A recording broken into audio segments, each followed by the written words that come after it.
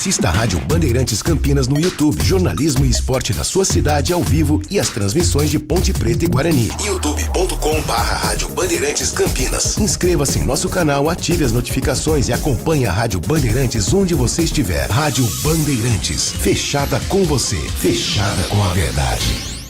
Você está ouvindo o Rádio Bandeirantes Campinas. ZYO 260, FM faixa estendida 85,7. Rádio Bandeirantes, fechada com você, fechada com a verdade. Você está na Rádio Bandeirantes, no seu rádio, no aplicativo Bandplay e também no YouTube.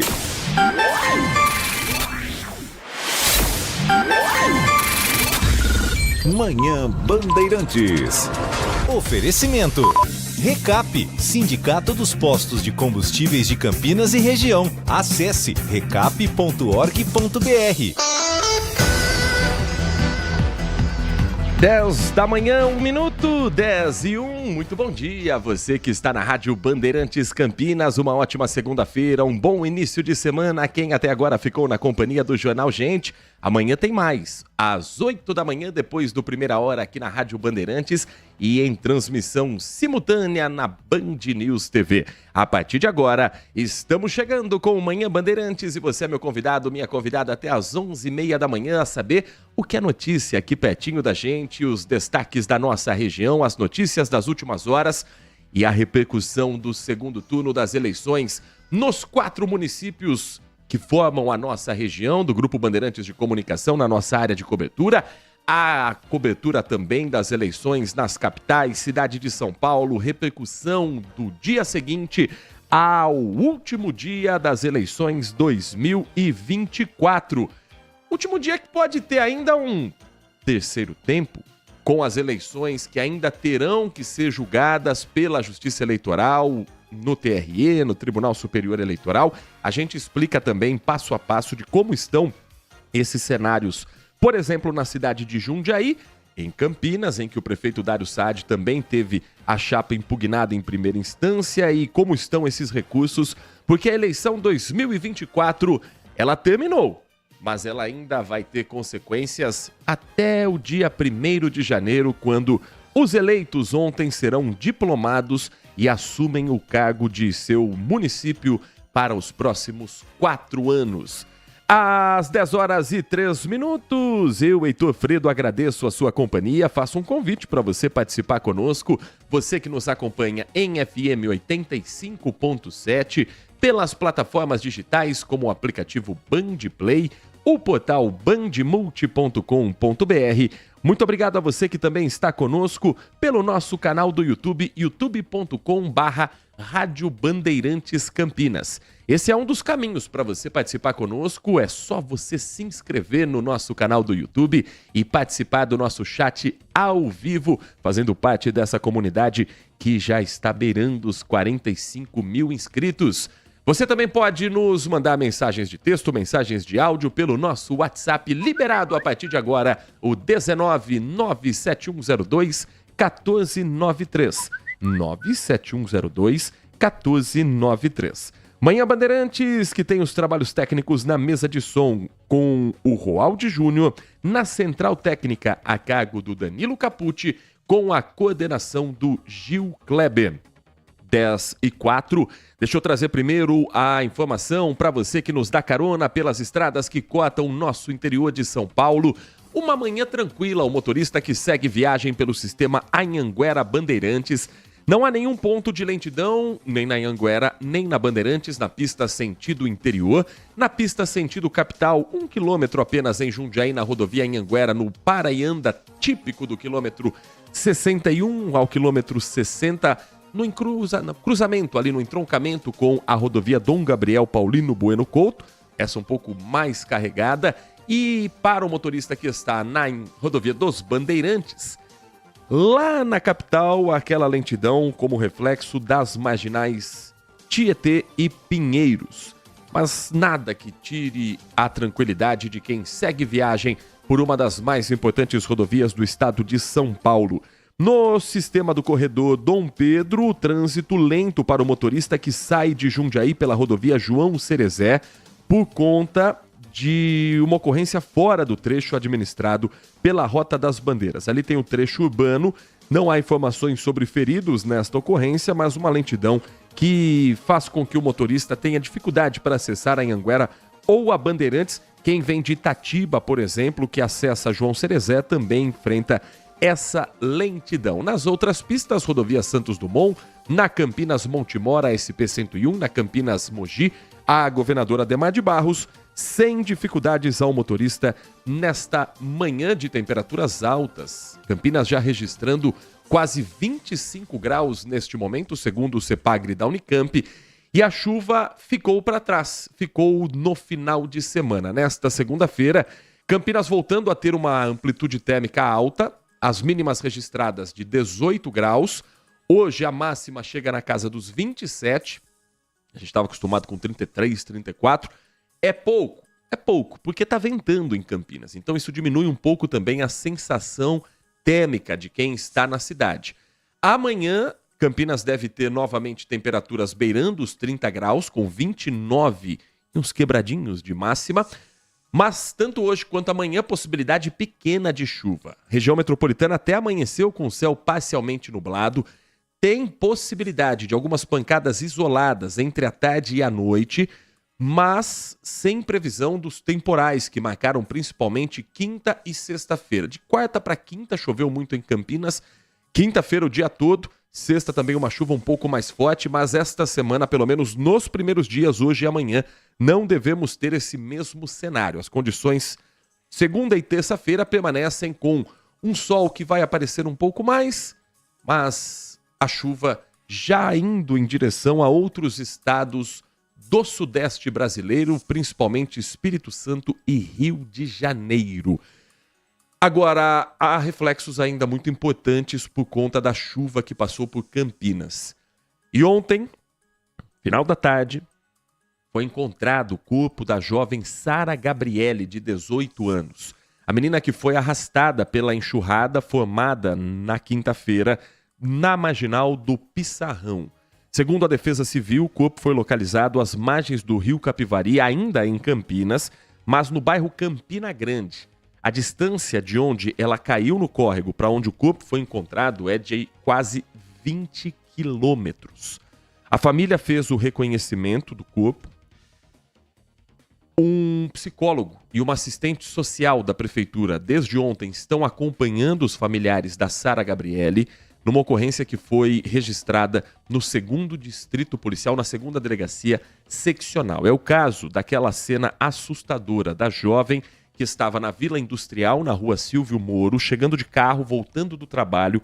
Começa a chover forte. A rua Silvio Moro, basicamente, vira uma extensão do córrego Pissarrão, vira uma única coisa, um rio passando pela rua, e pessoas desesperadas tentavam ali fazer algo para tentar garantir que ela se agarrasse além da mureta em que ela tentou se prender, tentou se segurar, mas a força da água era demais naquele momento e ela acabou sendo arrastada. Era um caminho meio natural a localização do corpo e a confirmação da morte, embora a família, principalmente na quinta, na sexta-feira, ainda tivesse a esperança dela ser encontrada desacordada em algum ponto, agarrada a algo que ela conseguisse sobreviver, mas, felizmente, a confirmação da morte veio ontem. E a repórter Lucimeire Ramalho acompanhou desde o início as buscas pela Sara, a confirmação de que um corpo foi encontrado, a família que reconheceu ser essa jovem de 18 anos, e ela conta pra gente, a partir de agora, mais detalhes sobre esse desfecho triste de uma ocorrência que marca Campinas e coloca mais uma morte na estatística dos temporais da cidade, mais um caso que Campinas não vai esquecer. Bom dia pra você, Lucimeire Ramalho. Oi, Heitor, ótimo dia para você, para todo mundo que tá ligado na Rádio Bandeirantes. É isso, viu, Heitor? O corpo da Sara Gabriele de Souza Silva, de 18 anos de idade, foi localizado, então, no bairro Campina Grande, aqui em Campinas, às margens do rio Capivari, na finalzinho do dia deste domingo, por volta de 5h30 da tarde. Essa busca já vinha acontecendo, né, desde o desaparecimento da Sara, levada pela enxurrada na Vila Industrial, na rua Sérgio Moro. Essa busca já vinha sendo feita pelas equipes do Corpo de Bombeiros, também pela Defesa Civil, pela família, né? Vários familiares, amigos ajudando nessa busca. Todo mundo, então, desde o desaparecimento na quinta-feira, né? No finalzinho do dia da quinta-feira, o pessoal fazendo, então, essas buscas aí, que duraram, né? Durante a noite, madrugada também. E o corpo, então, foi localizado no finalzinho deste domingo, né? Pelas equipes do Corpo de Bombeiros, familiares que acompanhavam também Defesa Civil. Aí agora um alento para a família, né, Heitor? A família que então buscava essa informação, obviamente aí essa busca vinha sendo feita para tentar encontrar essa jovem com vida, mas infelizmente ela foi encontrada então sem vida aí às margens do rio Capivari, no finalzinho do dia deste domingo. A gente lembra o caso, né, Heitor? A Sara acabou sendo levada pela enxurrada na quinta-feira. Ela passava, então, por esse local, próximo ali ao Cortume. Uma chuva muito extensa que caiu na cidade de Campinas. Foram 120 milímetros de água em cerca de 3 horas. Ela tentou passar com o carro, mas infelizmente não conseguiu. O carro começou a ser levado pela enxurrada. Pessoas que moram ali, né, na frente desse local do Córrego Pissarrão gritaram para que ela saísse do carro. Ela ainda conseguiu sair do carro, se agarrou em uma mureta de concreto, mas não conseguiu segurar por muito tempo. Esses vizinhos chegaram a tentar salvá-la, jogaram mangueiras ali para que ela se agarrasse e fosse tirada ali daquele local, mas a enxurrada, a água era muito forte. Infelizmente, ela não conseguiu segurar e foi levada, então, pela água e pela força da água e só encontrada neste ponto. E este ponto onde ela foi localizada, viu, Heitor, no bairro Campina Grande, fica a cerca de 20 quilômetros do local onde ela foi arrastada. Pela distância, aí a gente consegue ter uma noção também da força da água, né, da força dessa enxurrada. Heitor, por enquanto não há informações ainda a respeito de velório e de sepultamento da Sara. A gente continua acompanhando todos os detalhes desse caso triste que aconteceu então na cidade de Campinas na última quinta-feira e finalizando aí com a vítima, né, o corpo sendo encontrado então no finalzinho deste domingo no bairro Campina Grande, às margens do rio Capivari. Heitor, eu volto aí com você. Obrigado, Lucimeire Ramalho, trazendo, portanto, o desfecho das buscas da jovem Sara Gabriele, a menina de 18 anos. Para quem ainda não viu a cena, acho difícil neste momento, mas só para a gente relembrar, rua alagada, a Sara estava voltando de carro do trabalho. E naquele momento já chovia muito forte e a água já tomava conta da rua. A força da água começou a empurrar o carro da Sara para dentro do córrego Pissarrão. Então começaram a gritar para ela, sai do carro, porque senão você vai ser levada junto com o veículo. Na tentativa de sair e ir para um local onde fosse possível se garantir de maneira segura, subiu ainda mais o córrego. E a força da água, ela é soberana. Leva carro, leva as pessoas. Os vizinhos fizeram um esforço muito grande ainda, tentando jogar uma mangueira, tentando jogar varal, corda de varal, algum tipo de material em que ela conseguisse se agarrar. Mas, infelizmente, não foi possível. Não foi a única morte do temporal da semana passada em Campinas. Um jovem também foi encontrado morto, teve o corpo localizado depois de desaparecer, também como parte do temporal, mas nesse caso na vila... Foi ali... O da Vila Industrial foi o da Sara, o da Sara Gabriele. O Jair Samuel de Oliveira Marques, de 22 anos, ele estava na rua Ademar Pereira de Barros, quando foi levado também pela enxurrada na Vila Formosa. Um caso diferente, a própria família admite, fazia parte do tráfico de drogas no bairro e há um esquema ali que os criminosos utilizam e a polícia já fez pelo menos 3 buscas nesse bairro e conseguiu recolher drogas. Mas o esquema continua em que os bueiros do bairro são usados como ponto de tráfico. A pessoa fica dentro do bueiro, recebendo dinheiro, entregando as porções, as drogas ficam ali escondidas e o que se tem de informação até aqui é de que o Jair faria parte desse esquema e quando a chuva começa a apertar, ele corre para dentro do bueiro para que as drogas não fossem arrastadas, levadas pela enxurrada, sabendo que isso teria uma consequência dentro do crime organizado.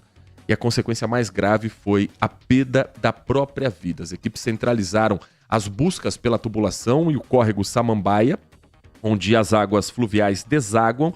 E no começo da tarde de sexta-feira, o corpo do Jair Samuel foi encontrado no rio, que fica na altura da rua Iberê Gomes Grosso, no Jardim Estoril. Agora, o que o poder público está fazendo em relação à chuva que está só começando? Passamos por uma longa estiagem, sofremos com queimadas, com problemas de respiração para a nossa saúde. Campinas não teve problema de desabastecimento, mas cidades vizinhas sim.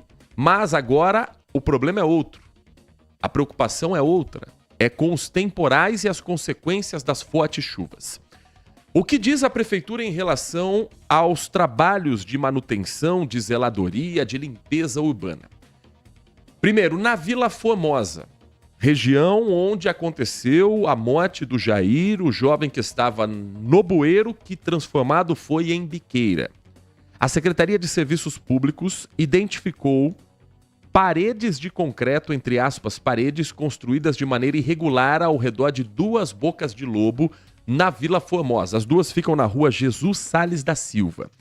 Os anteparos foram retirados e a área ao redor dos bueiros foram refeitas. Não foi uma obra da prefeitura, obviamente. E a prefeitura não diz, mas tudo indica que feitas essas obras pelo crime organizado. Agora a água voltou a ter acesso livre para escoar pela boca de lobo e correr pelas galerias pluviais. O Corpo de Bombeiros localizou ali próximo o corpo desse jovem e, obviamente, está tudo relacionado. Um outro ponto. Marginal do Pissarrão e toda a extensão do córrego que corta boa parte de Campinas. Secretaria de Serviços Públicos afirma que fez uma limpeza e retirou 250 toneladas de resíduos e 150 metros cúbicos de material verde ao longo de 5 quilômetros do canal do Pissarrão. A ação incluiu a limpeza do córrego e a desobstrução de bueiros e galerias de águas pluviais, além de pontes. O entulho removido foi acumulado em decorrência das intensas chuvas que atingiram a cidade na quinta-feira. Então, itens que foram retirados de dentro do Pissarrão nessa limpeza feita no sábado: pneus velhos, vasos sanitários, sofás, madeira, galhos e vegetação, entre outros. Trabalhos similares foram realizados, segundo a prefeitura, em outros pontos da cidade desde sexta-feira, com 780 trabalhadores espalhados pelo município. No sábado, especificamente, 200 estavam no canal do Pissarrão com 30 caminhões e 15 máquinas. Além dessa área, os serviços de limpeza e desobstrução de galerias de águas pluviais foram realizados no Jardim Santa Cruz, no Jardim Iraci, na Lagoa do Jambeiro e no bairro Cidade Satélite Íris 2. O volume de entulho extraído ainda está em fase de contabilização. Nem tudo aqui foi arrastado pela chuva, né, gente? Tem coisa que foi jogada pela população, tem coisa que foi utilizado ali como um depósito de entulho. As consequências são pagas por toda a população. E essa manutenção, essa limpeza tem que ser feita com rotina, com cronograma. Não depois que uma tragédia acontece apenas, mas depois da tragédia é o mínimo que se espera. E esse papel a prefeitura fez neste final de semana.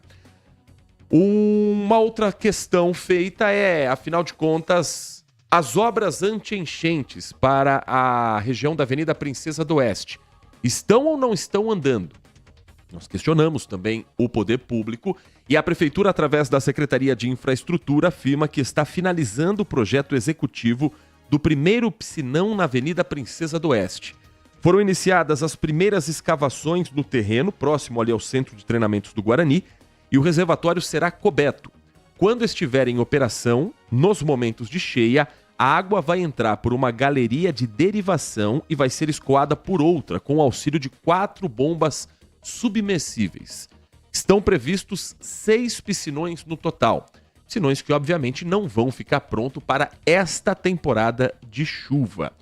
Com relação ao treinamento da Defesa Civil, a prefeitura disse que oferece um treinamento de pessoas da comunidade nas 5 regiões da cidade para o enfrentamento dos extremos climáticos, que a prefeitura contratou pessoal e reforçou a equipe de defesa civil com um monitoramento e um mapeamento das áreas de risco ocorrendo agora 24 horas por dia. Já com relação às árvores, um grande problema que Campinas vive quando chove e venta acima dos 60 km por hora, as equipes de poda e extração de árvores, segundo a Prefeitura de Campinas, foram ampliadas de 7 para 15 em abril deste ano. A Secretaria de Educação passou a contar com equipes próprias para esse trabalho nas mais de 200 escolas municipais e outros equipamentos também. A cidade passou a contar com equipe para fazer o exame de tomografia para avaliar a saúde das árvores, um exame feito especialmente nas árvores antigas e de grande porte e que começou há cerca de 10 dias e vai seguir não apenas em 2024, mas pelos próximos anos para fazer um censo das árvores em toda a cidade de Campinas. E uma outra ação que já foi anunciada pela Prefeitura é que os 25 parques e bosques da cidade, quando souber a cidade que Campinas vai atingir um índice alto de chuva, serão todos fechados. Se a quantidade de chuva em Campinas atingir 80 milímetros em 72 horas, e a medição que vai ser feita é a do CEPAGRE, da Unicamp, todos os parques serão fechados. Sexta-feira, por exemplo, o CEPAGRE apontou 75,7 milímetros em 72 horas. Bateu na trave para o fechamento desses parques. Isso porque o solo fica úmido e o risco de ter uma queda de árvore é muito grande. Então, esse monitoramento vai ser padrão nessa operação de chuvas que já começou. Choveu acima de 80 milímetros no intervalo curto. E a medição de 80 milímetros, ela às vezes é difícil da gente calcular, mas tem uma variação dela. Cada milímetro equivale a 1 litro por metro cúbico.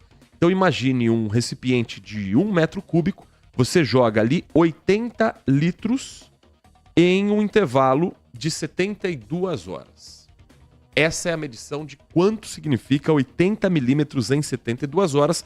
Claro que é uma variação de como é medida a chuva na cidade, só para a gente conseguir enxergar, visualizar, imaginar a quantidade da água que vem. A Prefeitura, através da Defesa Civil, já confirmou que o que choveu em Campinas entre quinta e sexta-feira era o esperado para aproximadamente 1 mês na cidade. Agora são 10 horas e 23 minutos. O nosso Manhã Bandeirantes vai para um rápido intervalo e, na sequência, nós vamos repercutir o segundo turno das eleições municipais, principalmente nas cidades que formam a nossa região. Sumaré, com o vice-prefeito eleito em segundo turno numa disputa entre republicanos e PT. E viradas do primeiro para o segundo turno em Jundiaí, Piracicaba e Limeira. Nós vamos ouvir alguns dos personagens dessa disputa em segundo turno logo depois do intervalo. Manhã Bandeirantes. Consumidor, muitas vezes, a qualidade do combustível que você coloca no tanque do seu veículo pode ser tão diferente quanto o preço que você paga por ele. Por isso, procure abastecer em postos de sua confiança e exija sempre o cupom fiscal. É seu direito e a sua garantia. Recap, Sindicato dos Postos de Combustíveis de Campinas e Região. Acesse recap.org.br.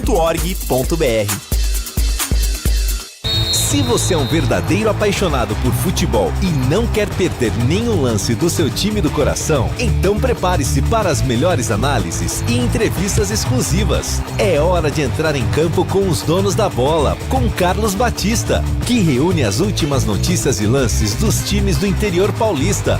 Cobre os principais campeonatos regionais, seja no campo ou nas quadras. De segunda a sexta, a partir do meio-dia, na tela da Band+.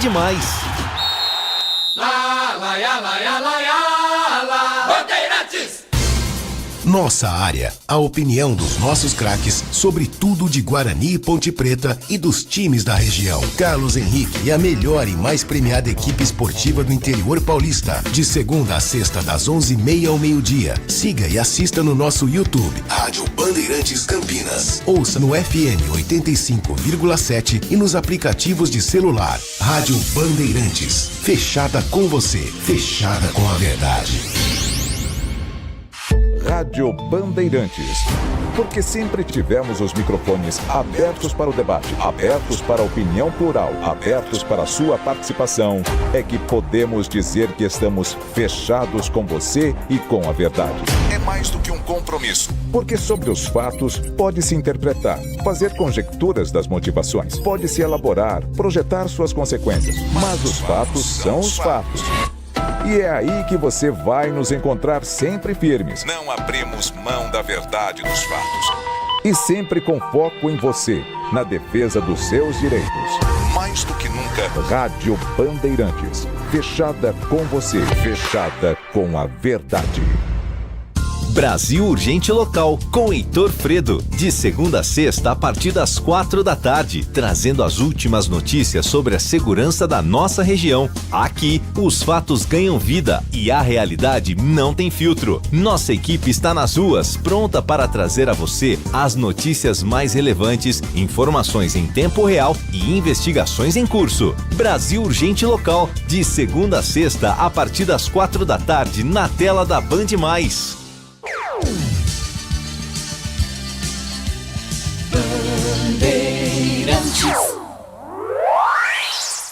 Manhã Bandeirantes. 10 horas da manhã, 26 minutos, 10h26. Daqui a pouquinho eu trago a participação do nosso ouvinte que nos manda mensagens de áudio, nos escreve pelo 19 97102 1493, 97102 1493. Muito obrigado a você que ontem acompanhou a programação do Grupo Bandeirantes na cobertura do segundo turno, tanto na Rádio Bandeirantes Campinas, no nosso canal do YouTube, Rádio Bandeirantes Campinas, e na tela da Band Mais TV. Ai, essa trilha que marca a democracia e que também fez a sua história em 2024. Vamos ouvi-la, não sei se pela última vez neste ano, mas num dia que marca o capítulo final das eleições. Sabe essa trilha? Sabe? Eu acho ela linda. Não teve um candidato que não veio aqui nos nossos estúdios, em primeiro e segundo turno, que não disse a mesma coisa. Chegou confiante, seguro, olhou pro estúdio, primeiro dá aquela, nossa, bonito estúdio. Depois, quando ouve a trilha, começa a olhar com um olhar mais tenso, mais nervoso, e diz, essa trilha dá um frio na barriga em quem está disputando a eleição, porque ela é a marca também da democracia do Brasil e do Grupo Bandeirantes. Acho que a trilha mais marcante das eleições, não tenho dúvida nenhuma disso. Agora, ontem, em segundo turno, 4 cidades aqui do nosso interior, da nossa região. O interior de São Paulo teve muitas outras disputas, mas 4 cidades aqui mais próximas a Campinas, que estão diretamente ligadas também à economia do município, estavam mobilizadas para o segundo turno. Da região metropolitana de Campinas, só uma ainda não havia definido o prefeito. E deu Henrique do Paraíso em Sumaré. O candidato do Republicanos foi eleito depois de vencer o William Souza do PT. E a apuração foi rápida. Às 18h58 já foi possível cravar, com 58,22% dos votos válidos, que o atual vice-prefeito Henrique do Paraíso seria o escolhido para os próximos 4 anos. Foram 58,22% dos votos válidos, contra 41,78% dos votos em William Souza, transformando isso em números, uma diferença de pouco mais de 20 mil votos. O Henrique teve 72.003 votos, enquanto William Souza teve 51.668 votos. No primeiro turno, a diferença entre eles foi na casa dos 17 mil votos. O William teve 40 mil votos no primeiro turno, ele venceu o Éder Dalben na disputa por uma vaga ao segundo turno. O Henrique do Paraíso teve, na ocasião, 57.171 votos. Então, o William cresceu de 40 para 51 mil eleitores, enquanto o Henrique cresceu de 57 para 72. Ele já tinha uma vantagem que o levou ao segundo turno. Com os 57 mil votos, se ele não perdesse nenhum voto a mais, nem a menos, se ele mantivesse os mesmos votos do primeiro turno, com o que o William conquistou, o Henrique já seria eleito da mesma forma. A margem teria sido um pouco menor. Vamos ouvir então o discurso da vitória feito por Henrique do Paraíso e trazer um contexto para você. No começo desse encontro, que aconteceu minutos depois da confirmação da urna, local lotado, ambiente cheio de apoiadores, e começa um canto de provocação ao atual prefeito Luiz Dalben. Luiz Dalben teve como vice na chapa eleita em 2020 Henrique do Paraíso. Eles rompem em um determinado momento. O Luiz Dalben, ele apoiou o marido da tia, que herdou o sobrenome Dalben por tabela nesta eleição e concorreu com o nome de Éder Dalben pelo Cidadania. Não foi ao segundo turno. No segundo turno, Luiz Dalben, prefeito de Sumaré, apoiou William Souza. Embora de partidos que pareçam muito distantes, o William, ele era presidente da Câmara, foi o líder do governo na Câmara Municipal. E aqui estamos falando de 3 candidatos que disputavam basicamente o mesmo eleitor. O eleitor que votou em Luiz Dalben em 2020.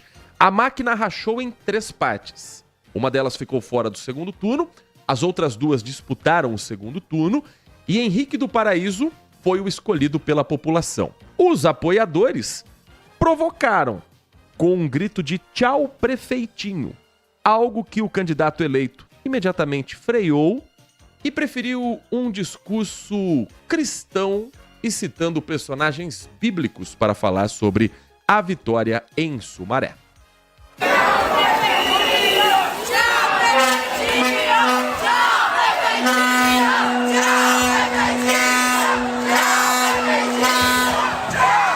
Boa noite, gente.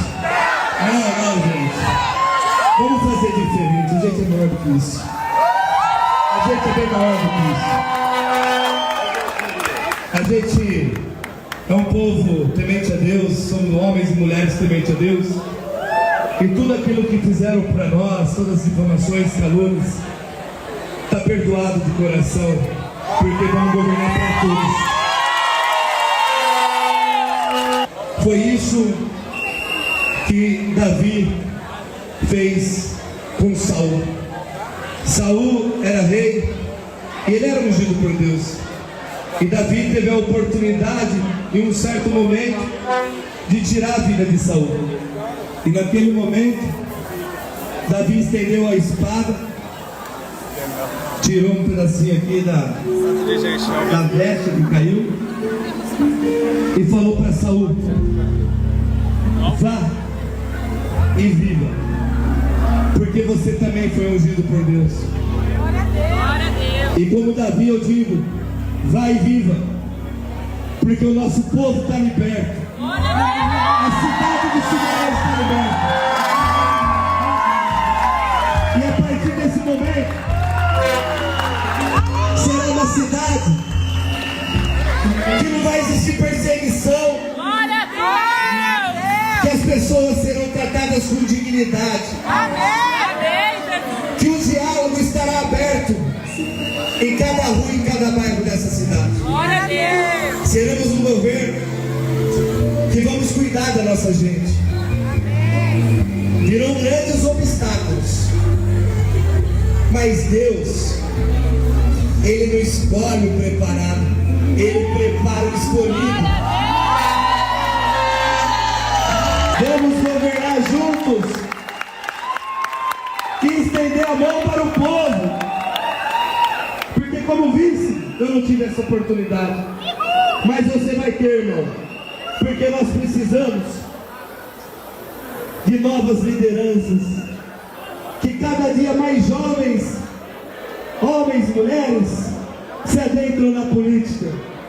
E quem pensa no seu país, na sua cidade e no seu estado, jamais vai querer se perpetuar no poder. Eu estou de passagem. Se for para ser 4 vai ser, se for para ser 8 vai ser. Mas eu jamais vou fazer projeto de dinastia e jamais vou fazer projeto de perpetuação. André, que Deus abençoe não só você como uma nova liderança política consolidada, mas que Deus venha erguer novos jovens, novas jovens, mulheres, homens, para vir nova geração de políticos e políticas. Porque vai ser oportunidade, é para todos, até para aqueles que pleiteiam o sonho de um dia estar à frente de uma cidade, de um país. É um governo de todos e de todas realmente, para que novos jovens e jovens tenham liderança. Queria falar o nome de cada um de vocês, mas eu agradeço de coração a todos vocês. E a partir de hoje começa mais uma etapa da nossa vida: transformar a cidade de Sumaré e fazer de Sumaré vitrine no estado de São Paulo. Muito obrigado a todos. Esse Henrique do Paraíso, prefeito eleito em Sumaré, fazendo um discurso bem religioso em boa parte do encontro. Foram 20 minutos mais ou menos de discurso, pelo menos uns 5 falando sobre perdão, sobre trechos da Bíblia. Foi parte também da campanha, repetindo um discurso feito, inclusive, com os mesmos argumentos e com os mesmos personagens bíblicos pelo governador Tarcísio de Freitas em várias ocasiões.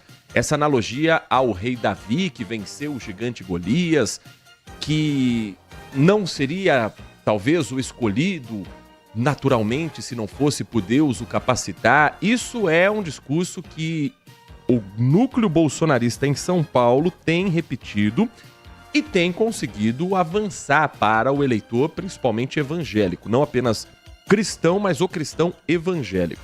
Além de outros símbolos, como, para quem está nos acompanhando com imagens no canal do YouTube, ele comemorou a vitória com uma camisa da seleção brasileira, foi votar com essa camisa, uma camisa retrô que faz referência à seleção de 58, de 62, e com um boné verde com a letra H, referência ao nome Henrique, e o número 10, referência ao número do Republicanos. Então, juntando vários símbolos do que a direita conseguiu trazer para as eleições 2024, um pouco Pablo Marçal, um pouco a direita bolsonarista mais raiz, com esses símbolos patrióticos, e assim Henrique do Paraíso venceu um candidato do PT, que parecia até ter vergonha de dizer que era do PT. Porque o William Souza estava concorrendo em um partido que ficou claro no estado de São Paulo, tem uma rejeição gigantesca, que dos mais de 600 municípios fez 4 cidades, que ontem venceu apenas em Mauá, um pequeno município da Grande São Paulo, ali próximo entre o ABC, Paulista, quase ABC, mas não é ABC. E no mais, perdeu em cidades onde o PT, historicamente, ia bem. Araraquara, por exemplo, não foi sequer ao segundo turno. Diadema, o PT perdeu a administração municipal. Então, para se tornar competitivo em Sumaré, William Souza, que tem uma história muito próxima ao Partido dos Trabalhadores, é um petista desde sua origem de carteirinha, desde sua origem política, ligado ao movimento social, à Vila Soma. Ele fez uma estratégia de ser um PT meio tucaninho, sabe? Escolhendo União Brasil como candidato a vice, tirando o vermelho da sua campanha, o adesivo que ele usava, usou aqui na entrevista, usou no dia da votação, na cor azul, com outras cores e uma fitinha vermelha, para também não dizer que não é do PT. E foi uma estratégia que o levou ao segundo turno. Foi uma estratégia que o fez se tornar competitivo até certo ponto. E estamos falando de uma liderança política, e no caso dos dois, que são jovens, promissores.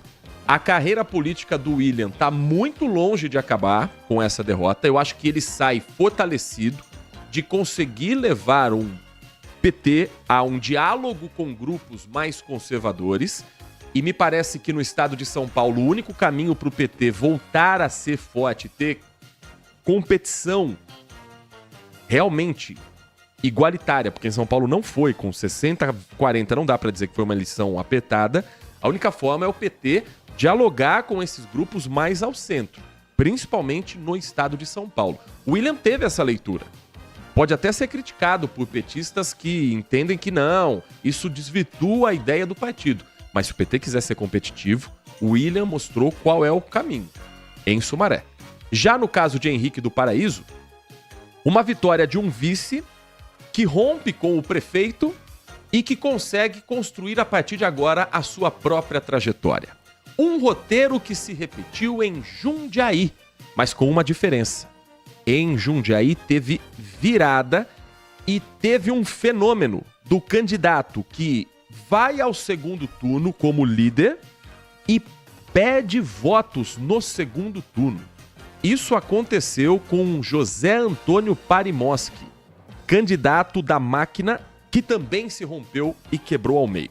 Jundiaí teve, historicamente, uma grande vantagem do PSDB e de seus líderes em relação a qualquer outro grupo político que tentava se formar. A única exceção aconteceu nas eleições de 2012, quando Pedro Bigatti, uma liderança que nasceu no PT, migrou para o PCdoB, estava pedindo passagem e tendo ali muito apelo para uma oportunidade de mudar o grupo político, em uma época em que o PT havia acabado de eleger Dilma Rousseff, que o governo federal tinha muita força e que a esquerda no estado de São Paulo também fazia prefeitos como, por exemplo, Fernando Haddad na capital paulista. Naquele momento, houve uma mudança de rumo que durou apenas uma eleição. Em 2016, o grupo tucano voltou a comandar a cidade de Jundiaí. E nessa liderança e nessa folga nas urnas que o PSDB sempre teve, sempre aconteceu uma preparação para o cargo seguinte. Quando André Benassi era prefeito de Jundiaí, o vice era Miguel Haddad, sendo preparado para depois se tornar o prefeito. Quando Miguel Haddad se tornou prefeito, Ari Fossen foi o vice lançado prefeito depois. Ele só não foi candidato à reeleição porque o PSDB, vendo essa onda de Pedro Bigatti da esquerda, entendeu que haveria algum risco que Ari Fossen poderia perder a eleição. Lançou na ocasião Luiz Fernando Machado, que perdeu para Pedro Bigatti. Mas 4 anos depois, Luiz Fernando Machado venceu a eleição e foi reeleito em 2020, tendo como vice Gustavo Martinelli. O caminho natural seria que o então presidente da Câmara, vereador em 3 mandatos, vice-prefeito eleito, seria preparado para ser o sucessor de Luiz Fernando nesta mesma máquina pública. O tempo foi passando, o PSDB foi perdendo força, e Luiz Fernando fez uma aposta pessoal. Deixou o PSDB e foi para o PL com uma conversa de bastidores de que isso poderia transformá-lo num candidato ou a senador ou a vice-governador para daqui 2 anos. E na hora de escolher o sucessor, ele não escolhe Gustavo Martinelli. Ele escolhe o seu secretário de Finanças, José Antônio Parimoski. Um nome conhecido apenas dentro da bolha política de Jundiaí. Se Parimoski tivesse sido candidato a vereador na cidade, talvez ele não tivesse sido eleito. Muito provavelmente não seria eleito. O que o leva ao segundo turno é a proximidade com o prefeito Luiz Fernando. E num primeiro turno, com 104 mil votos, Parimoski bateu na trave para ganhar a eleição sem segundo turno. Mas teve disputa. E neste segundo turno, o candidato do prefeito Luiz Fernando Machado, ele sai de 104 para 87 mil votos. Enquanto o candidato Gustavo Martinelli sobe da casa dos 90 mil votos para 125.712 votos, sendo eleito pelo União Brasil prefeito para os próximos 4 anos. Vamos ouvir o que disse o prefeito eleito Gustavo Martinelli na comemoração com os seus eleitores, com os seus grupos políticos, partidos que estiveram juntos, como o Partido Novo, com o vice-prefeito agora eleito Ricardo Benassi, da tradicional família Benassi, que também sempre esteve próxima ao poder. E as provocações, que também foram feitas pelo próprio candidato vitorioso. A voz do povo é a voz de Deus! Eleição se ganha no voto! Eleição se ganha com democracia! Contra a eleição na rasteira, o povo deu o recado! Foram 93 mil votos no primeiro turno e mais de 125 mil votos no segundo! Nós crescemos porque a cidade entendeu e reconheceu o nosso trabalho de 20 anos de vida pública. 3 vezes vereador, presidente da Câmara, vice-prefeito e agora prefeito eleito de Jundiaí. Eu quero aqui agradecer o apoio de cada um de vocês, porque aqui todo mundo é voluntário! Ninguém está aqui por convocação! Quero agradecer aqui a união com o Ricardo Benassi! Porque aqui nós não escondemos o vice! Quero agradecer o apoio da família Benassi. 99,9% da família nos apoiou. Muito obrigado pelo apoio da família, dos irmãos do Ricardo, da Ana Paula. Jundiaí é um momento agora de união. Todos aqueles 125 mil votos e todos aqueles que também não votaram, nós seremos um governo de todos. Um governo da escuta. Um governo dos bairros, um governo participativo. Nós vamos trabalhar em conjunto com a população, nós vamos trabalhar com audiências públicas, nós vamos trabalhar ao lado do servidor público. Esse Gustavo Matinelli, prefeito eleito de Jundiaí pela União Brasil, mas que ainda tem uma pendência jurídica pela frente a ser resolvida. Ele foi candidato sub júdice, então a Justiça Eleitoral permitiu que a campanha seguisse, mas com uma situação de cassação da chapa do então e ainda vice-prefeito de Jundiaí, mas agora eleito para os próximos 4 anos. Que pendência é essa? Em 2017, Gustavo Matinelli era presidente da Câmara Municipal da cidade, vereador eleito, e teve as contas rejeitadas pelo Tribunal de Contas do Estado em função do pagamento de horas extras a um servidor, a um funcionário da Câmara Municipal. Esse dinheiro foi devolvido e esse é o principal argumento de que Gustavo Matinelli pagou as horas extras a um trabalhador. Ele usou esse argumento aqui, inclusive, no microfone da Rádio Bandeirantes. E não houve dolo nesse caso, mas apenas uma compreensão de que isso era algo a ser feito, que depois foi corrigido com o tempo. Se a situação dele não for resolvida até a posse, no dia 1º de janeiro, quem assume a prefeitura é o presidente da Câmara.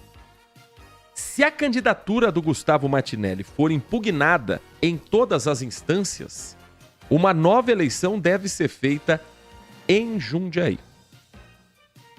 Agora, como está esse processo?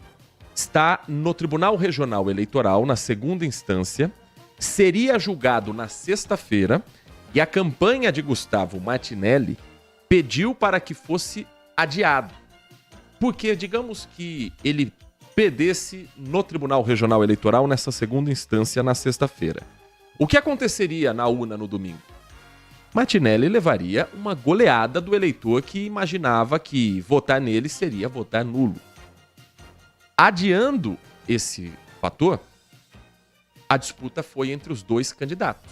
E aí ficou evidente que a história, a trajetória política de um jovem que começou como líder de movimento estudantil, foi eleito vereador 3 vezes, que foi muito bem votado como deputado estadual e que fez uma campanha com propostas, falaria mais alto do que o legado de Luiz Fernando tentando eleger um candidato desconhecido, técnico, que é respeitado dentro do meio político, mas desconhecido nas urnas, e que não mostrou esse apelo todo para ser o escolhido pela população, principalmente pelo eleitorado tucano, que não sabia para que lado ia. De um lado, o candidato do Luiz Fernando, do outro, o candidato do Grupo Benassi. Para onde correr? E o Gustavo Martinelli com a sua trajetória própria também. Agora é esperar o que vai acontecer através da Justiça Eleitoral. O que eu tenho ouvido nos bastidores da campanha do Gustavo Martinelli, conversando com advogados especialistas também nessa área, é de que tanto o caso dele quanto de Dário Saad, aqui em Campinas, não são casos que impactam diretamente no resultado da eleição. Isso ficou claro pela vontade do eleitor. Mas que não seriam dolos suficientes, ou não teria o dolo para tirar a supremacia da urna como um fator para ser levado em consideração. A justiça tem que analisar o fato. A justiça tem que analisar se houve ou não um crime de responsabilidade que torna a chapa inelegível. Mas a justiça vai ignorar completamente a vontade de mais de 100 mil eleitores, no caso de Jundiaí, 125 mil eleitores. Vai ignorar 66% dos eleitores que escolheram Dário Saad para um segundo turno? Acredito que só se for algo muito grave. Algo passível, assim, quase de uma inelegibilidade por muito tempo. Se não, a vontade da população ela tem que ser respeitada. Isso é parte também do jogo democrático. O prefeito derrotado Luiz Fernando Machado, que não estava na urna e se tivesse muito provavelmente seria reeleito, mas que não conseguiu fazer o seu sucessor, também se manifestou nas redes sociais e criticou o tom da campanha do ex-aliado que se tornou adversário e agora é eleito prefeito da cidade. Quero agradecer a todos os eleitores que compareceram às urnas neste domingo. Nós vivemos em Jundiaí uma campanha suja e agressiva. Assistimos a todo tipo de fake news e ataques às nossas famílias. Jundiaí é uma cidade pacífica e ordeira. Eu vou defender o legado do nosso governo. Nós avançamos muito e vamos proteger a nossa cidade. Vamos seguir em frente. Jundiaí sempre poderá contar conosco. Temos muito ainda para fazer juntos. Para nós, sempre Jundiaí estará em primeiro lugar. Ex-prefeito Luiz Fernando Machado, nos bastidores, e aí pensando já em 2026, há essa movimentação de que o PL deva lançar. São 2 senadores que nós vamos votar em 2026. O PL deve lançar como o nome mais forte, aquele que vai usar provavelmente o número mais nobre da sigla, que é 22, e aí você tem um terceiro número para senador, vai ser um terceiro número 2. Esse número nobre é sempre o candidato que vai ter o maior investimento da chapa. O nome deve ser Eduardo Bolsonaro, deputado federal, filho do ex-presidente Jair Bolsonaro. O segundo nome nesta chapa é o que ainda não está definido. Se vai ser um outro nome do PL, se será um nome de algum partido associado, como por exemplo Republicanos. Mas há ali uma conversa para que seja o do prefeito de Jundiaí, Luiz Fernando Machado. Outra possibilidade, Felício Ramute, atual vice-governador de São Paulo, seria esse segundo nome e Luiz Fernando seria um eventual candidato a vice numa reeleição de Tarcísio de Freitas. Mas, meus amigos, não fazer o seu sucessor numa cidade onde você, teoricamente, nadaria de braçada nas urnas é algo a se reconsiderar num cenário estadual, num ambiente onde há competições, onde há concorrentes. Um concorrente muito natural para Luiz Fernando Machado, pensando no ambiente estadual, é Rodrigo Manga, prefeito de Sorocaba, reeleito com uma goleada no primeiro turno, com uma aprovação gigantesca. Não foi em um debate, não deu uma entrevista, é o rei do TikTok, mas tem uma aprovação de mais de 70%. É do mesmo partido e também é próximo ao governador Tarcísio de Freitas. Então, para o projeto pessoal do prefeito de Jundiaí, essa derrota doeu e pode ter consequências em 2026 nas eleições estaduais, em que nós vamos conhecer novos nomes da esquerda e da direita do estado de São Paulo. E as eleições municipais de 2024 são exatamente o termômetro do que nós vamos viver daqui 2 anos. Parece longe, mas já está batendo a porta. São 10h55, um rápido intervalo. Na volta eu tenho a participação do ouvinte que está conosco pelo 971021493. E também nós vamos repercutir as vitórias em Piracicaba e Limeira e girar também as informações das eleições em todo o Brasil. Continue conosco, o intervalo é rapidinho. A gente volta já na RB. Manhã Bandeirantes. Consumidor, muitas vezes, a qualidade do combustível que você coloca no tanque do seu veículo pode ser tão diferente quanto o preço que você paga por ele. Por isso, procure abastecer em postos de sua confiança e exija sempre o cupom fiscal. É seu direito e a sua garantia. Recap, Sindicato dos Postos de Combustíveis de Campinas e Região. Acesse recap.org.br. Band Mulher, de segunda a sexta, a partir da 1h35, Larissa Lopes abre as tardes femininas da Band. Um programa com tudo sobre o universo feminino. Traz assuntos do seu dia a dia sobre saúde, família, carreira, moda, beleza e muita novidade sobre o universo dos famosos com a Nath Lucchesi. Band Mulher, de segunda a sexta, a partir da 1h35 da tarde, na tela da Band+. Assista a Rádio Bandeirantes Campinas no YouTube. Jornalismo e esporte da sua cidade ao vivo e as transmissões de Ponte Preta e Guarani. youtube.com/Rádio Bandeirantes Campinas. Inscreva-se em nosso canal, ative as notificações e acompanhe a Rádio Bandeirantes onde você estiver. Rádio Bandeirantes, fechada com você, fechada com a verdade. Nossa área, a opinião dos nossos craques sobre tudo de Guarani e Ponte Preta e dos times da região. Carlos Henrique, a melhor e mais premiada equipe esportiva do interior paulista. De segunda a sexta, das 11h30 ao meio-dia. Siga e assista no nosso YouTube, Rádio Bandeirantes Campinas. Ouça no FM 85,7 e nos aplicativos de celular. Rádio Bandeirantes, fechada com você, fechada com a verdade. Bandeirantes! Os donos da bola, com Carlos Batista. Reúne as últimas notícias e lances dos times do interior paulista. Cobre os principais campeonatos da região, seja no campo ou nas quadras. De segunda a sexta, a partir do meio-dia, na tela da Band+. Manhã Bandeirantes.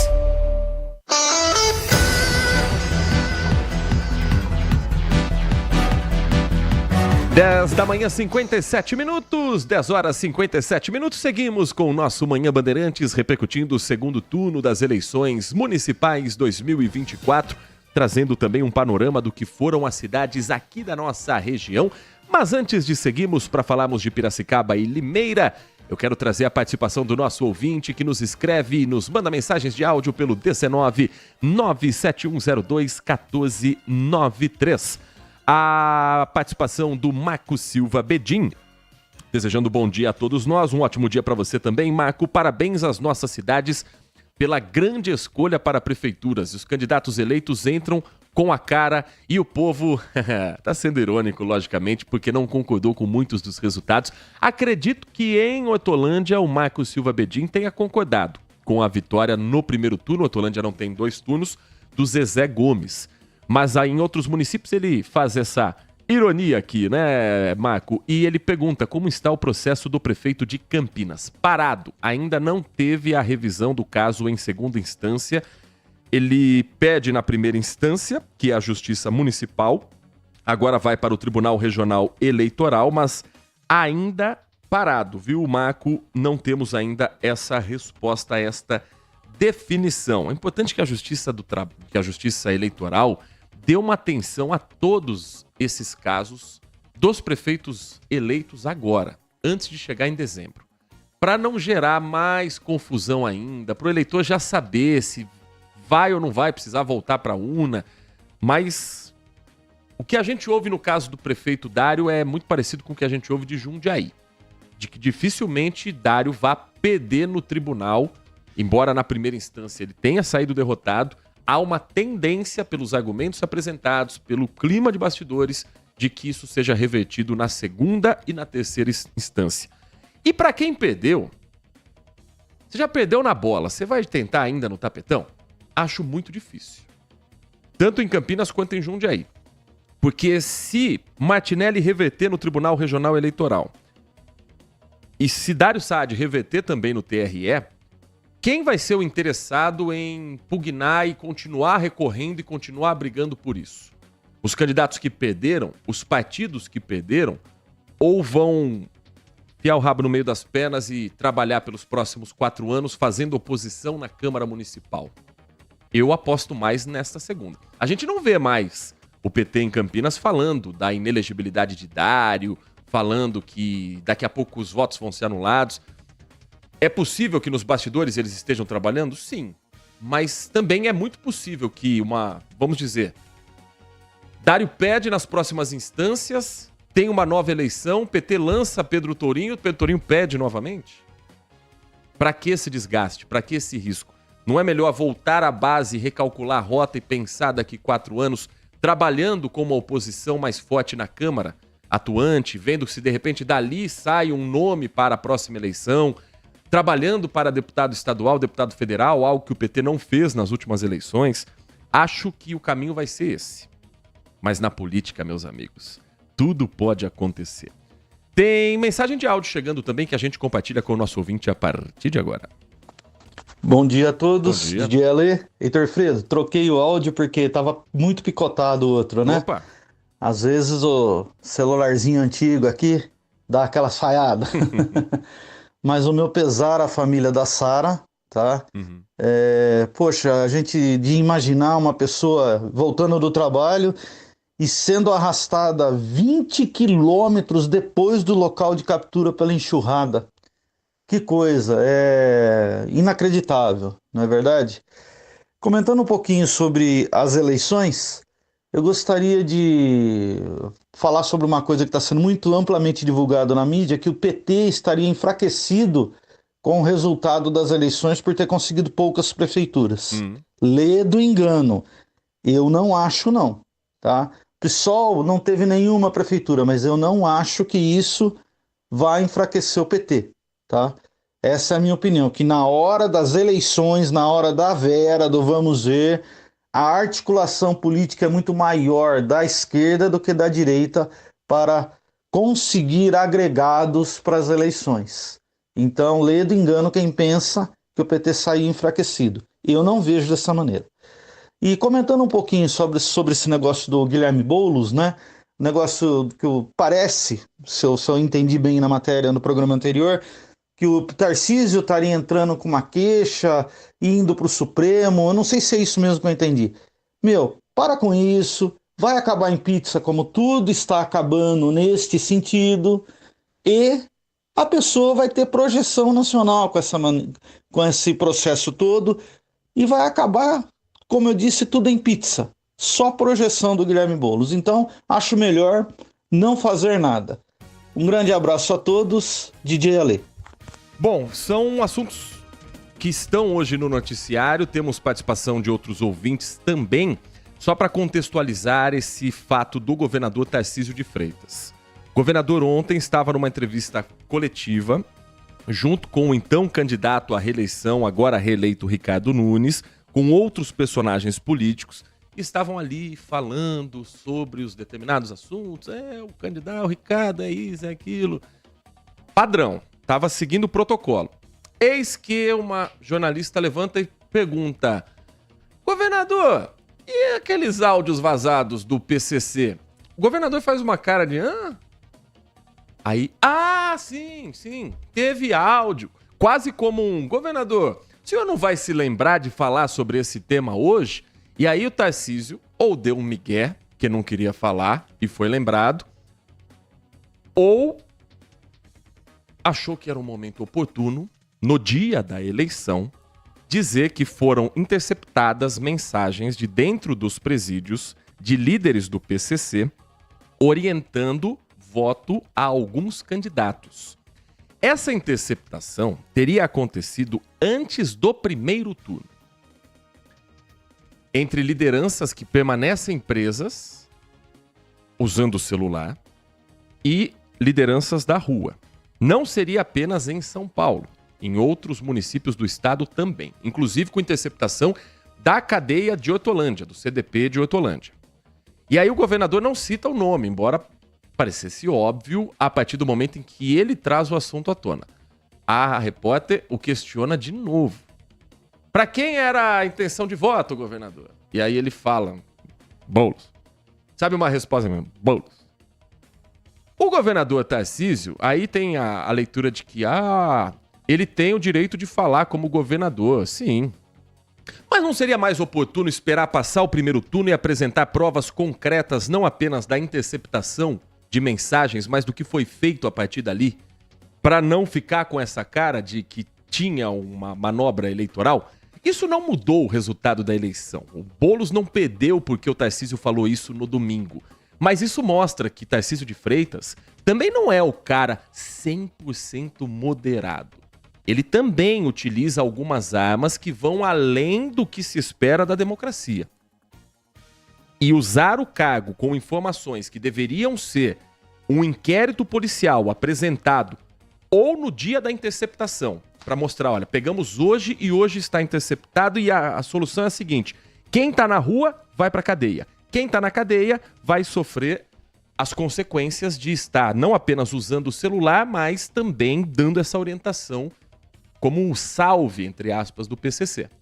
Mas guardar isso para o dia da eleição não me parece que foi a mais limpa das jogadas também do governador Tarcísio de Freitas, que saiu extremamente fortalecido, que onde colocou a mão fez um sucessor, com raras exceções. Jundiaí foi uma dessas raras exceções, em que ele apoiava Parimós, que foi à cidade na quinta-feira e foi derrotado, mas não pela esquerda.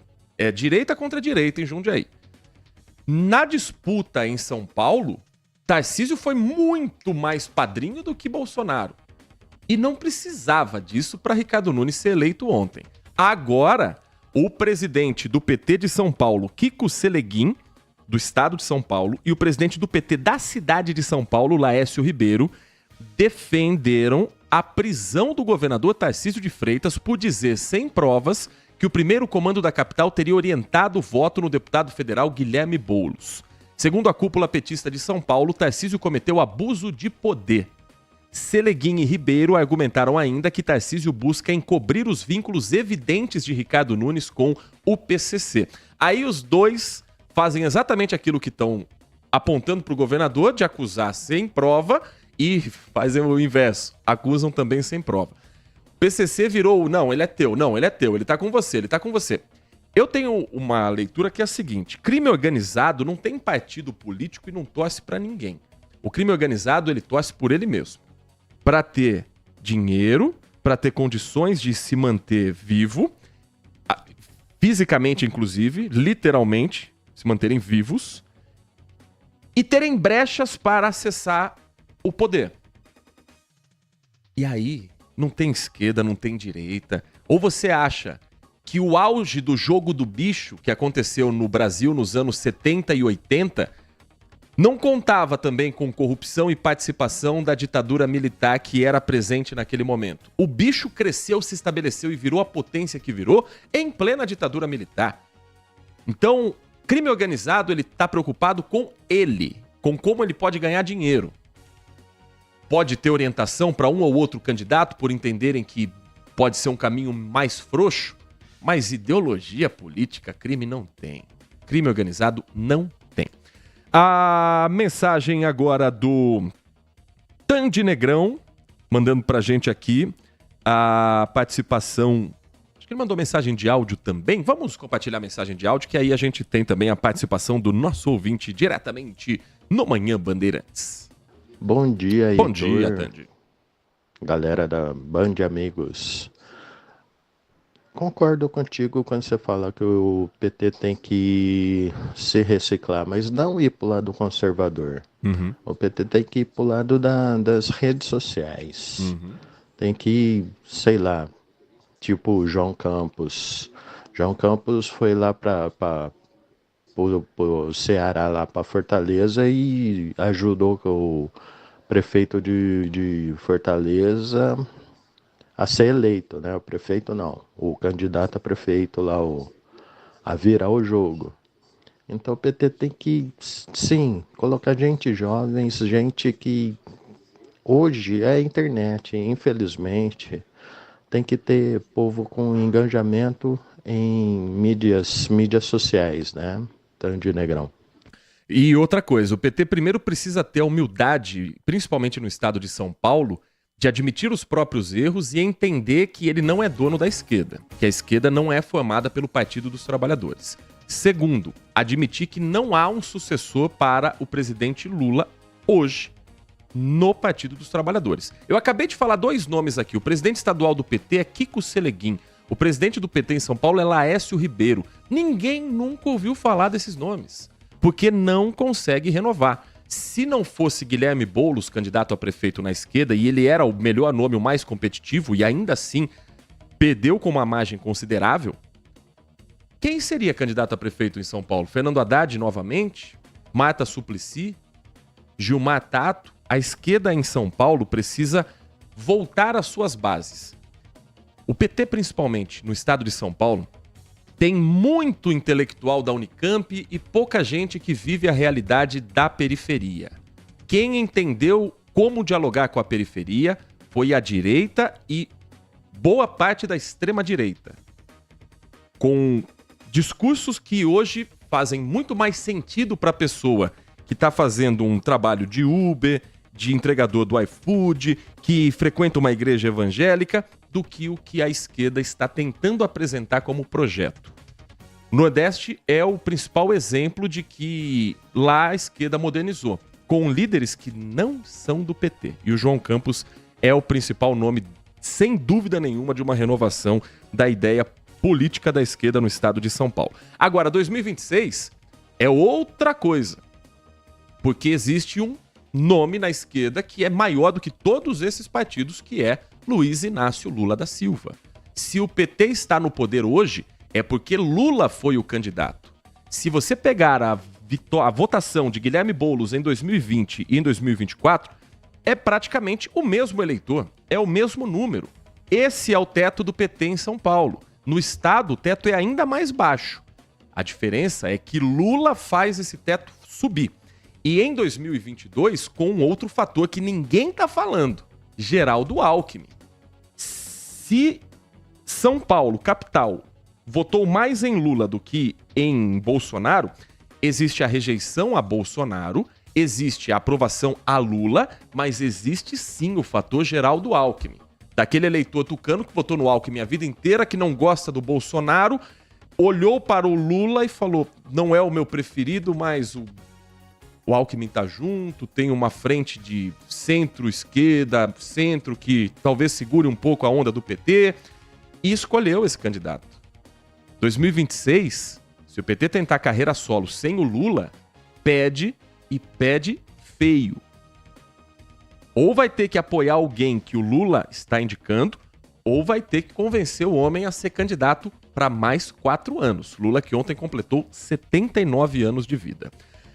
A mensagem aqui, uma última participação do nosso ouvinte, o Edmilson. Bom dia, Heitor. Só para deixar registrado, o estado de São Paulo tem 645 municípios. O PT só fez 4 prefeituras. E quando partimos para o nacional, é ainda pior. O que aconteceu ou o que acontece com o eleitorado do PT? Ou comprovadamente, quem fez besteira foi Bolsonaro. Caso contrário, Lula não teria sido eleito. E ele discorda aqui do DJ Ale com relação ao PT sair enfraquecido.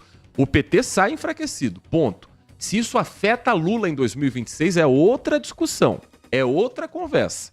Porque aí é uma eleição muito mais apaixonada. A gente não via nas ruas as pessoas tão empolgadas em virar voto, por exemplo, vamos falar de Campinas. Quem estava trabalhando para Dário Saad ou já tinha o voto formado, tinha ali a sua intenção de voto. O mesmo vale para Pedro Torinho, o mesmo vale para Rafa Zimbaldi. A gente vê as pessoas da campanha trabalhando para virar voto. Quando você tem uma eleição presidencial, isso vira assunto de família, isso vira discussão de elevador, conversa na rua. Para a eleição municipal não tava esse clima. 2026 é outra conversa. Às 11 horas e 14 minutos, vamos falar de Piracicaba. Daqui a pouco tem mais participação do nosso ouvinte.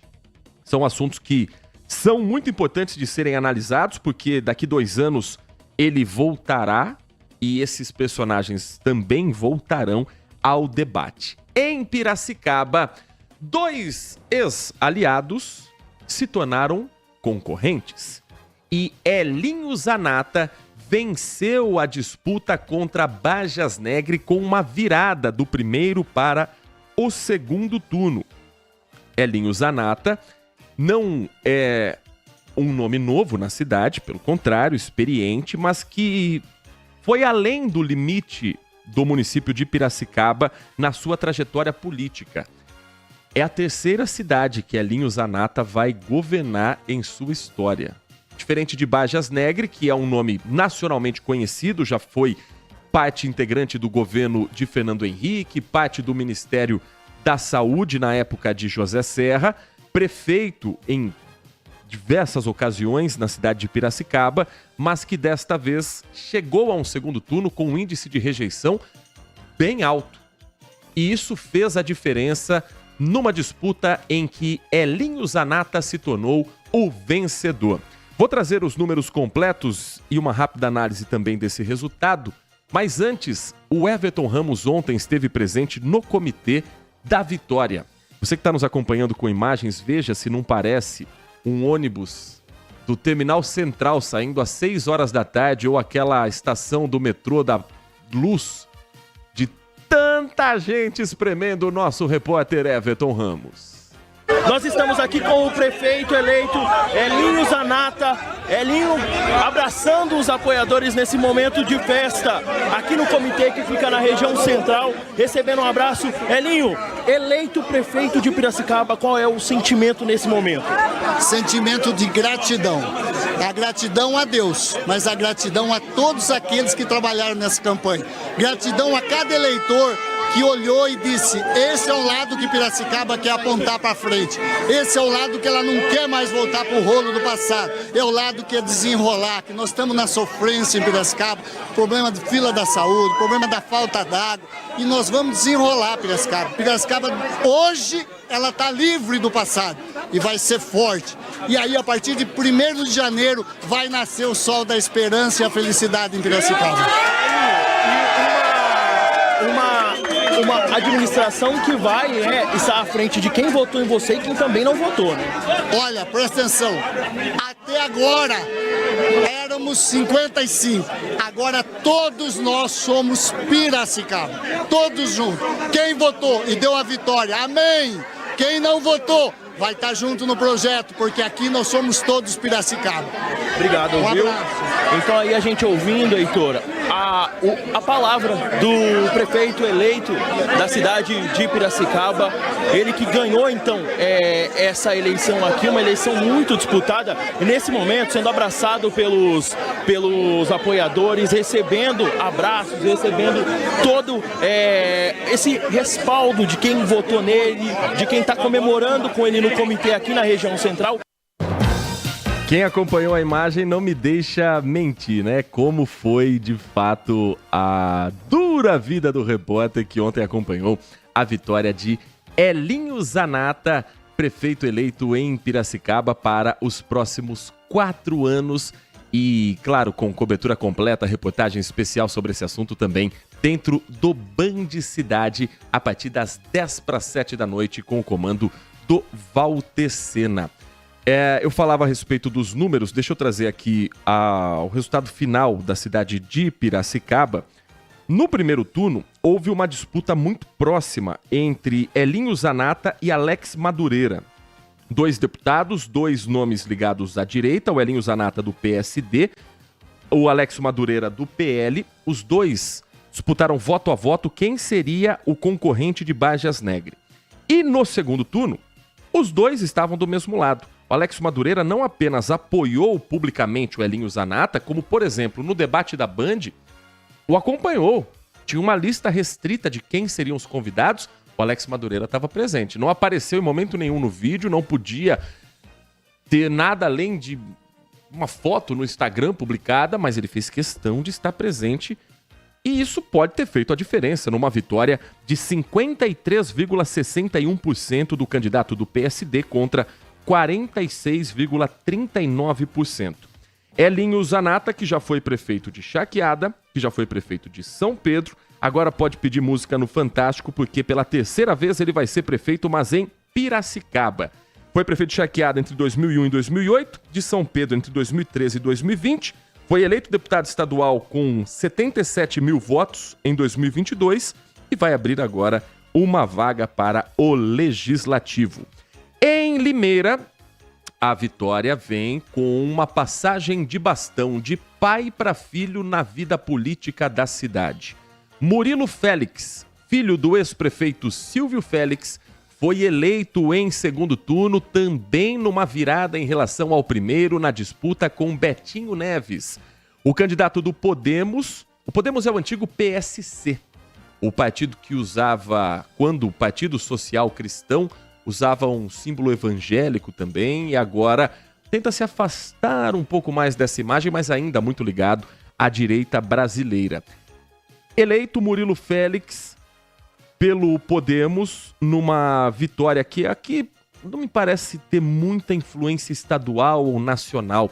Parece ser uma questão muito regional mesmo, muito local, que o limeirense optou por um nome que conhece a cidade, embora Betinho também seja um político conhecido no município, mas não me parecem dois nomes que vão além dos limites da cidade, como possíveis candidatos daqui a alguns anos a cargos estaduais ou até nacionais. Me parece mesmo uma disputa muito mais local. Murilo Félix teve 51,88% dos votos contra 48,12% de Betinho Neves do MDB.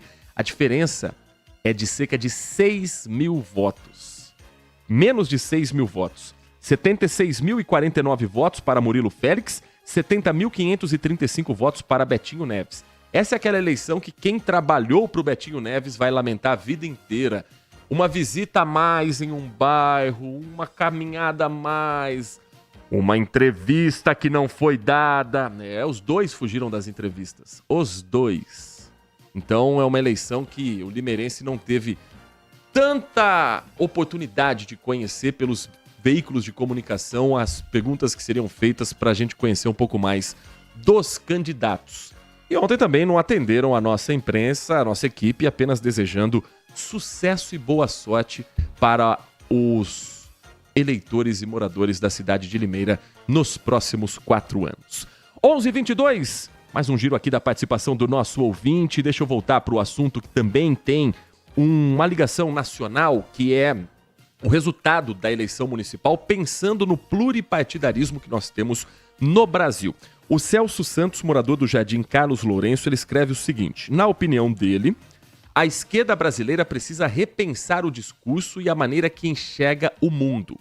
Ele diz que tem muitos amigos de esquerda nas redes sociais e vê publicações fazendo piadas de evangélicos, rindo de opiniões mais conservadoras, chamando as pessoas de fascistas. E o mais triste, essas piadinhas não são feitas por pessoas ignorantes, elas são feitas por pessoas com curso superior e até doutorado. Esse tipo de comportamento só reforça o sentimento anti-esquerda no Brasil. Não é ridicularizando as pessoas que se vence o antipetismo. É uma avaliação que a esquerda vai ter que fazer, porque hoje o que você tem na periferia é muita gente tentando fazer a sua vida, economicamente falando, muita gente ligada a igrejas evangélicas. Igrejas evangélicas que muitas vezes também atacam as religiões, por exemplo, de matriz africana, que deveriam naturalmente, se imagina, uma tendência natural, seria ter uma proximidade também com os partidos de esquerda, mas isso não acontece tão naturalmente assim. Por quê? Porque a esquerda, especialmente no estado de São Paulo, especialmente do PT, está com uma dificuldade enorme de dialogar com a periferia da cidade. Tem muitas pautas da esquerda que elas precisam ser discutidas. mas que muitas vezes elas só são discutidas dentro de uma bolha da esquerda, nos meios acadêmicos e nas redes sociais. Por exemplo, o uso de pronome neutro.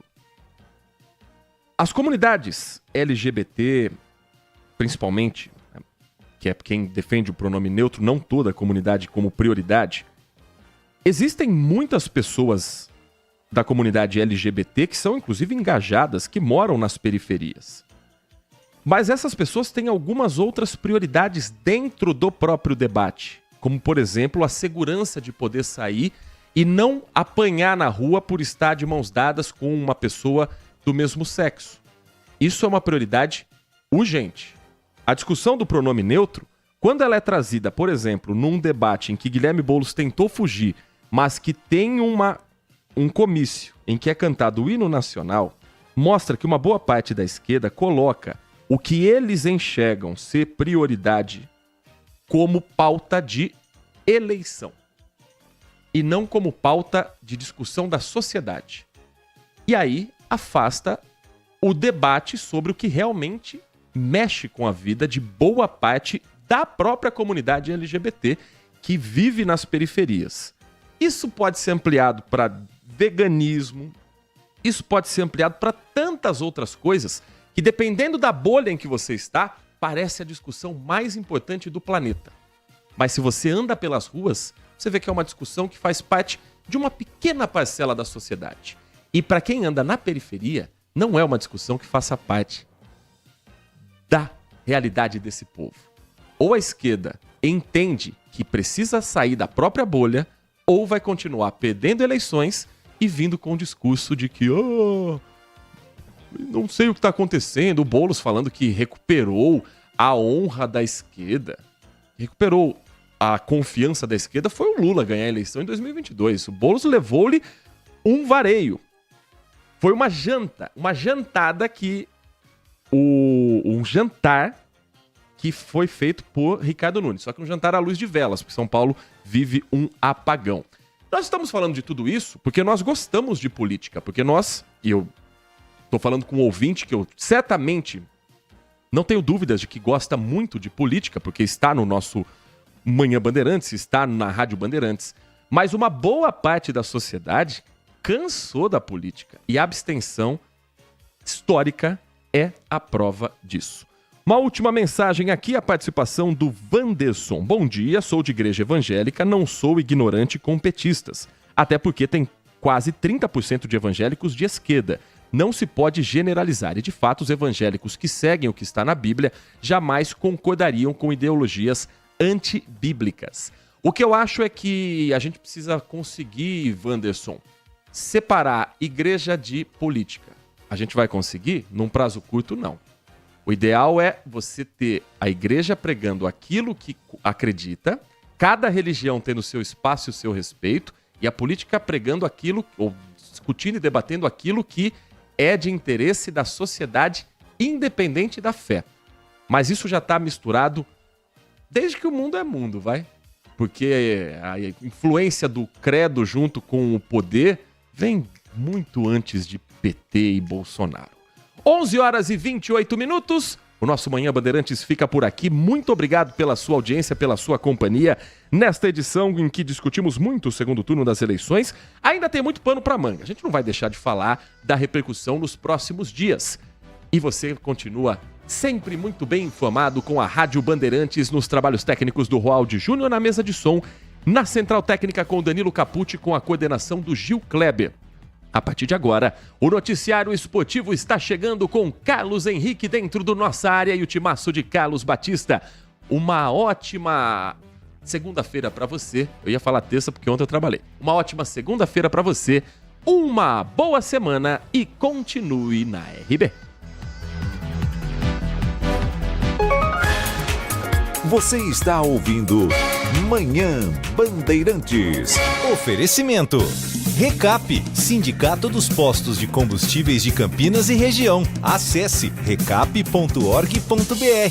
Os fins de semana na Band terão muito futebol. Brasileirão Série B. Os jogos dos times paulistas e os grandes do Brasil. Guarani, Ponte Preta, Santos estão na tela da Band. Acompanhe as rodadas desse campeonato super disputado. A emoção do futebol está na tela da Band. Brasileirão Série B 2024. Manhã Bandeirantes. Oferecimento. Recap, Sindicato dos Postos de Combustíveis de Campinas e Região. Acesse recap.org.br. Bandeirantes. Se você é um verdadeiro apaixonado por futebol e não quer perder